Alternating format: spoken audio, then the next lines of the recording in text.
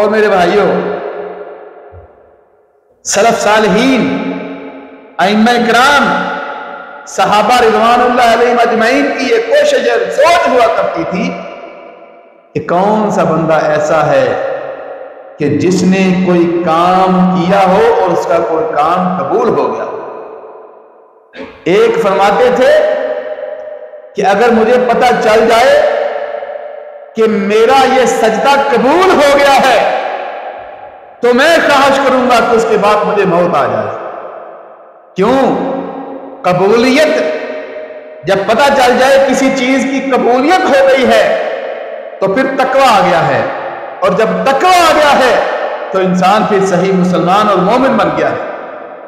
بلکہ حافظ ابن رجب نے اپنی کتاب کے اندر حضرت علی رضی اللہ تعالیٰ عنہ کا کرم اللہ وجہہ کا ایک قول نقل کیا ہے۔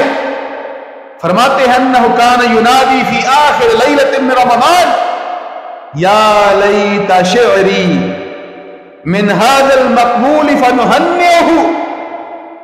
وہ فرمایا کرتے تھے، کب اور کس ٹائم؟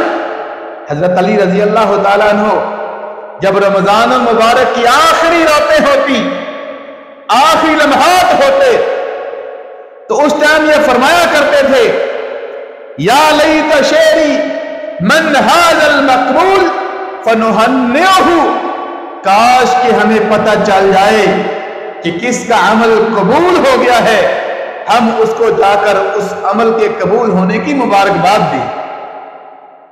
میرے بھائیوں، قبولیت جو ہے وہ مین شرط ہے۔